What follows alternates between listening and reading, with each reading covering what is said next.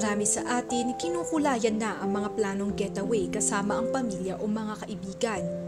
Pero para kay Carla Jimenez na maghapong naglalako sa Litex, Quezon City, kalbaryo ang dala ng matinding init ng panahon. Mag-isa kasi siyang nagtitinda para matustusan ang pang-araw-araw nilang gastusin.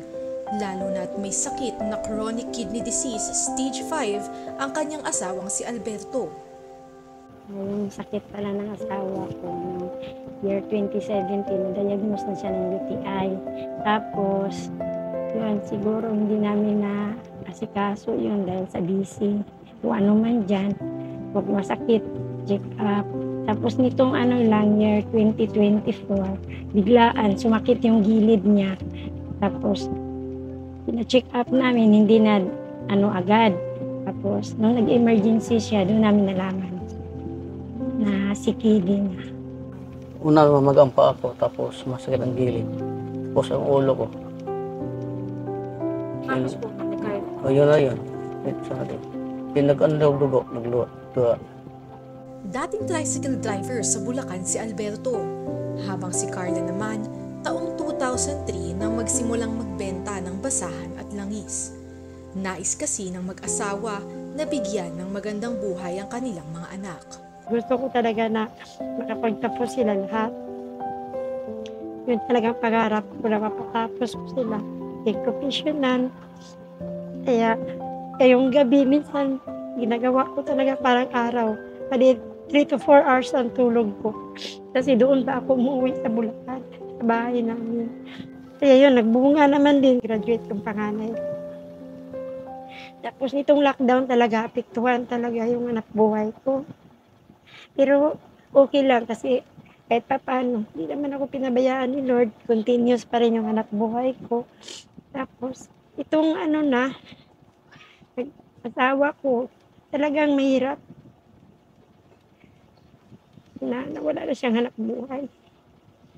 Mabuti na lamang at dahil sa kanilang kasipagan at sa tulong ng mga scholarship ay napagtapos nila sa kursong accountancy ang kanilang panganay na anak na si Lovely.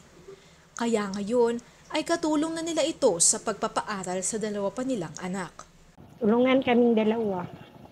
Tapos itong panganay ko rin, gaano rin siya ng scholarship. High school, oo. Kasi ang taas din yung grades niya, allowance. Tapos yung puhunan, inuutang ko. Tapos nangarap din ako mapagawa yung bahay ko. Ayun. Kaya talaga kayod ako siya rin. Parang hindi namin iniisip yung pagod.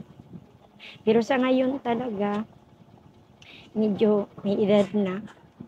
Naramdaman namin, pag sobrang init, nagpapahinga.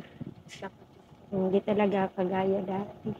Tapos yung pangalawa ko, nagpa-part-time din siya kasi. Sa ngayon po, nagbunga naman po yung mga paglalakad ko po ng scholarship kasi po nakatapos naman po. At saka nakakatulong na po ako sa pamilya ko. Kasi yun naman po talaga yung pangarap namin na makapagtapos po kami lahat magkakapatid. Kaya nagtutulungan lang din po kami. Siyempre, yun po ang pangarap ko naman makapagtapos sila. Kaya po sa sinusuportahan. And plan ko rin po mag-take na ng board exam. Gayunpaman, kulang ang kanilang kinikita para sa mga gamot na kinakailangan ni Alberto. Kaya naman sinaga din ni Carla ang pagpila sa mga ahensya upang makahingi ng medical assistance. Ang nilalapitan ko lang naman isa lang. Kasi yun lang yung malapit. Yung si congressman. Tapos pag naubos kay congressman, kasi good for 1 month lang yung binibigay, anak ko na. Bumibili. Tapos pag rin, kay congressman, kay GL, pinupunta ko pa sa hospital, pipila, sa malasakit, sa social service, para ipa-approve ko sa pharmacy. Hanggang sa nagpasa na rin sa ating tanggapan sa North Gate ng Batasang Pambansa si Carla.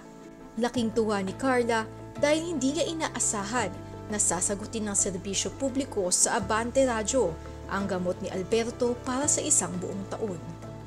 Maraming salamat. Masaya ko kasi hindi naman tala yung pagtitinda ko.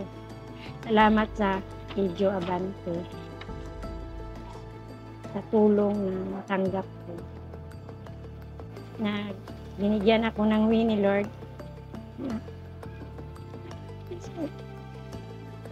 Na ito na yung hinahanap ko. Kasi minsan, lagi akong umaalis. Eh, wala akong benta. Kaya ito na talaga yung thank you Lord na binigyan mo po ng way na makarating ako sa Medyo Abante. Sa muli naming pagkikita ni Nanay Carla, natagpuan ulit namin siyang nagtitinda sa tabi ng highway ng Litex.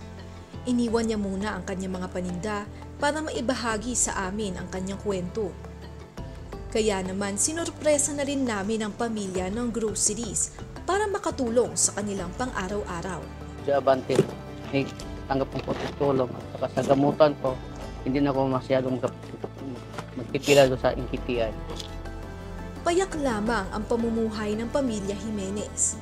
Ngunit sa kabila ng maliit na espasyo sa kanilang tahanan, nag-uumapaw naman sa pangarap ang kanilang buong bahay. Pangarap na makapagtapos ng pag-aaral, pangarap na maipaayos ang kanilang bahay, at pangarap na gumaling sa kanyang sakit si Alberto. Mga layuning sabay-sabay nilang aabutin basta't kasama nila ang isa't isa.